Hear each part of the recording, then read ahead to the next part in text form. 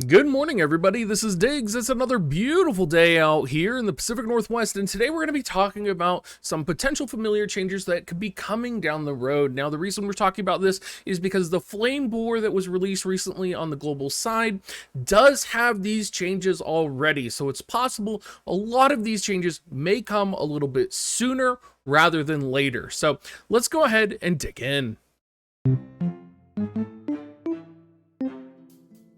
So the primary changes that are going to be made here are to a lot of the rare plus familiars and a lot of the familiars that are support and defensive oriented. There are a few exceptions, which we'll talk about as we do go through, but overall, they are pretty good. They essentially extend the benefits of the familiar party wide.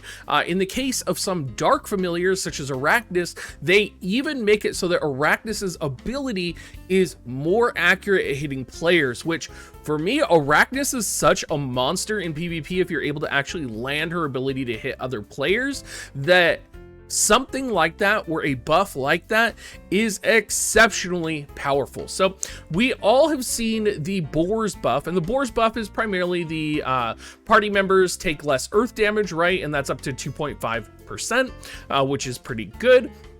You're going to see some changes to Akona. Now, it's nothing that you would expect. It's going to see a decrease in stagnation time, which is like skill activation.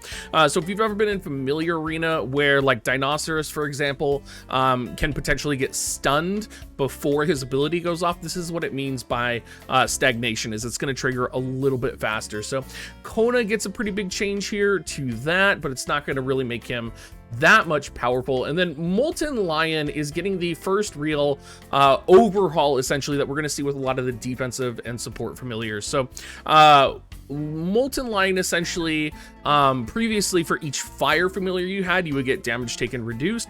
What they do is they change this so that for each defensive familiar, damage received is reduced, and then for each attacking and supporting familiar, attack power is increased. So this is a really good way to make defensive and support familiars more utilizable in a lot of situations, because right now in PvE and in PvP, you don't really have a reason to use a lot of tank and support familiars, right? A lot of times you're just using familiars that can CC your opponent, whether it's Hippocampus, whether it's Kona, in PvP. So some of these changes will help PvP. I think this change in particular for Molten Lion is going to be really good for PvE as well. Now, we do see a adjustment to his familiar ability, so his immortality will activate a little bit quicker. We see some changes to Pirate Cat, so Pirate Cat got some modifiers increased here. My suspicion is that since Pirate Cat got an increased modifier, we will just see this when he launches. Now that we know that we're getting the kind of modified version of the Boar, I imagine every familiar we get going forward is going to have these modifications. Probably the soonest familiar that we'll be able to see is going to be Spia. Whenever Spia is released, it's kind of surprising that Spia hasn't been released yet.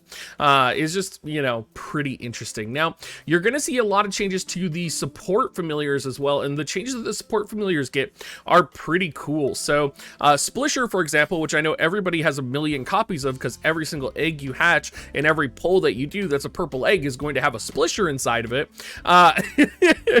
The passive that Splisher has to reduce cooldown is also going to be extended to party members that are using water familiars as well. So water type familiars, when you're traveling with allies, are going to be reduced by 2.5% for cooldowns. Now, this is likely not going to stack with other splishers, but what's important here is that you are going to be able to run a variety of familiars, and you want to take party buffs into account, particularly with the modification to Splisher's active ability.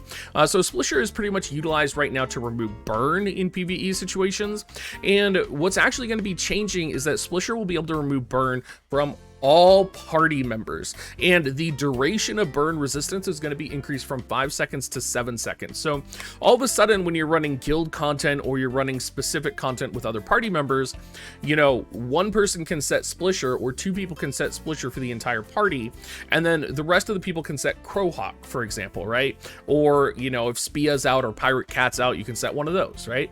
So you're going to be able to potentially have people specialize in different aspects in coordinated play. Now, I do wish that there was more coordinated play. I think this is probably the example that'll get used the most, because we do have the Fire Adventure, the Fire Kingdom Adventure to do. So I think that'll keep us pretty busy, and I think that's a really good buff to Splisher as well. Then Splisher gets the same thing for Familiar Arena. So gonna increase burn resistance by up to 100% for the entire party. Now, there are changes again to like Purin and to down here we have Spia, right? And some of these changes get really powerful in Spia's case, where all of a sudden you're going to be able to increase your allies' max HP, which is super powerful.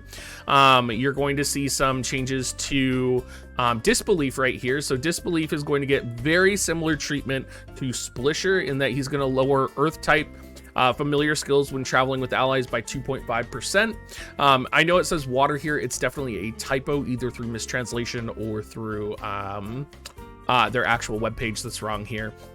But Frostbite is going to be able to be removed from teammates. So if you're doing, you know, Field Boss, if you're doing any of these things where you'll get Frostbite, that's going to be AoE removal now, and it's going to be Frostbite resistance for 7 seconds. You're also going to get that in Familiar Arena as well. So lots of really good buffs here. And of course, Toko is going to get the same type of buff here for reducing skill cooldowns for Earth type familiars with allies. Toko is not as big of a change as Disbelief, probably because Toko is already pretty powerful. Staghorn, though, is going to get some pretty good upgrades, very similar to Molten Lion.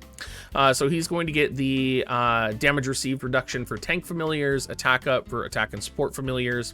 I'm not sure if this is going to be enough for me to actually use him in PvE. I don't think it will be. One thing that does change for his PvE, for his familiar arena skills, I believe, or for his active skills, sorry, we do talk about, he actually doesn't get a change to his familiar arena skills here, but his active skill is going to be reduced from 40 seconds to 35 seconds, and I don't think that's going to be enough to make him extremely useful. Maybe it will be, but 1 second stun when an enemy is attacking you, I very rarely see him used in PvP. I don't think this would be effective in PvE. Maybe it would if you're trying to reduce damage, but I don't see it really going anywhere.